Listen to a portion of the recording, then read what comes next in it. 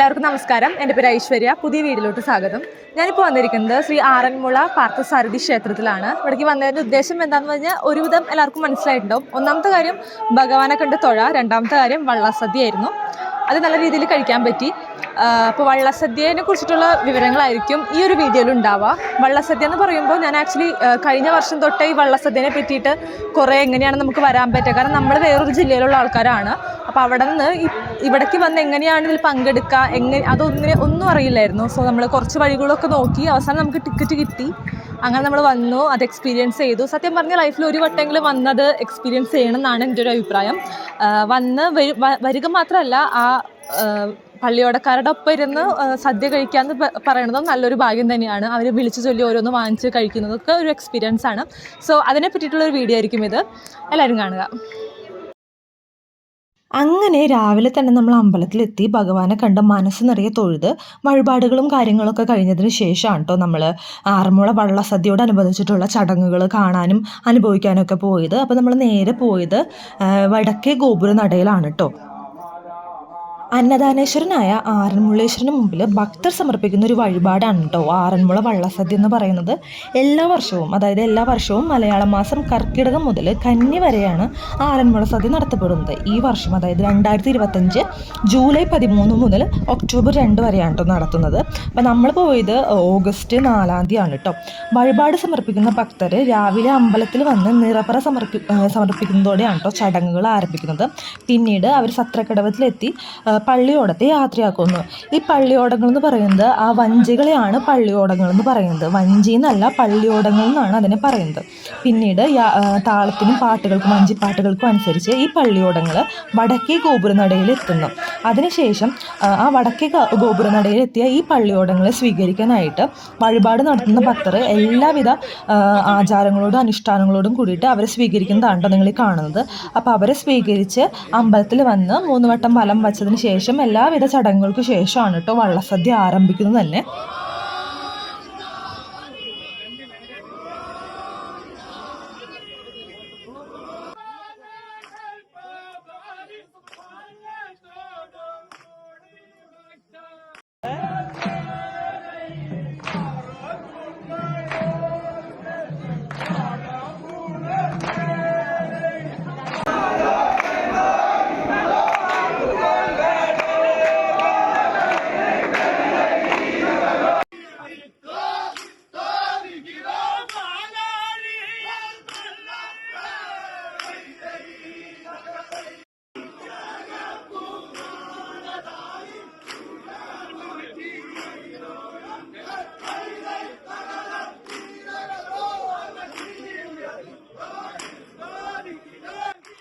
ഇരുപത്തെട്ട് കരകളിലായിട്ട് 52 പള്ളിയോടങ്ങളാണ് കേട്ടോ ഉള്ളത്.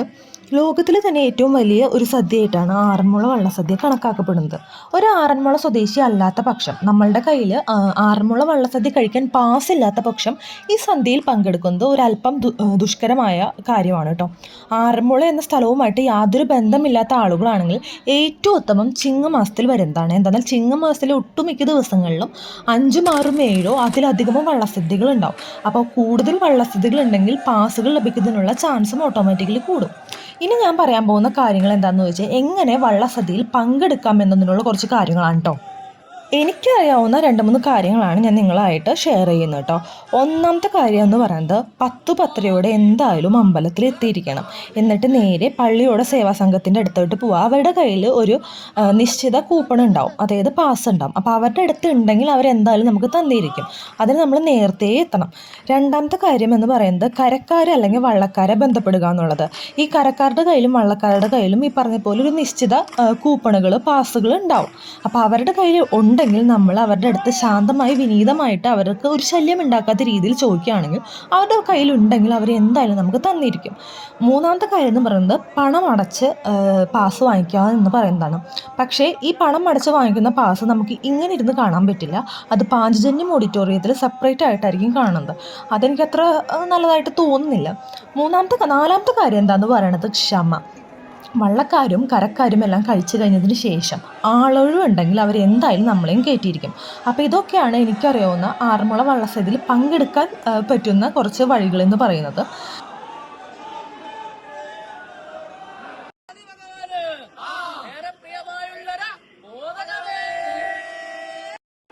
സദ്യയിലോട്ട് വരാം.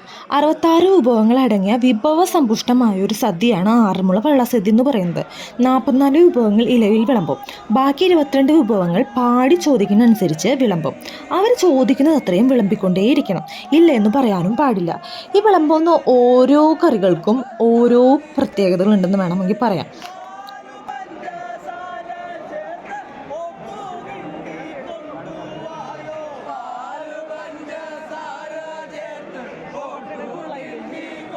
ചേന ഉപ്പേരി, ഉണ്ണിയപ്പം, കരിമ്പ്, പരിപ്പ് വട, കൽക്കണ്ടം, അവല്, മലര്, മുന്തിരി, ശർക്കര വരട്ടി, കാവറുത്തത്, അച്ചാറ്, പപ്പടം, പഴം, അട എങ്ങനെ തുടങ്ങി നീണ്ടു കിടക്കാണ് കേട്ടോ ഈ ആറന്മുള വള്ളസദ്യയിലെ വിഭവങ്ങളെന്ന് പറയുന്നത്. വറുത്ത എരിശ്ശേരിക്കാണ് ഏറ്റവും കൂടുതൽ ആറന്മുള വള്ളസദ്യയിൽ പ്രാധാന്യം എന്ന് പറയുന്നത്. എല്ലാ വിഭവങ്ങൾക്കും പ്രാധാന്യമുണ്ട്, എങ്കിലും വറുത്ത എരിശ്ശേരി അവിടുത്തെ കുറച്ച് സ്പെഷ്യലാണെന്ന് ഞാൻ കേട്ടിട്ടുണ്ട്. അപ്പോൾ ഇതൊക്കെയാണ് ആറന്മുള വള്ളസദ്യയിൽ ഞങ്ങൾ കഴിച്ച വിഭവങ്ങളെന്ന് പറയുന്നത്. അങ്ങനെ സദ്യയൊക്കെ ഉണ്ടതിന് ശേഷം പാൽപ്പായസം, പരിപ്പ് പായസം, പഴം പായസം, മടപ്പായസം എന്നീ 4 പായസം കഴിക്കുന്നതോടുകൂടി സദ്യ പൂർണ്ണമാവുന്നു. അങ്ങനെ നമ്മളുടെ വള്ളസദ്യയും കാര്യങ്ങളൊക്കെ കഴിഞ്ഞ് അങ്ങനെ ഉണ്ടായിരുന്നോ?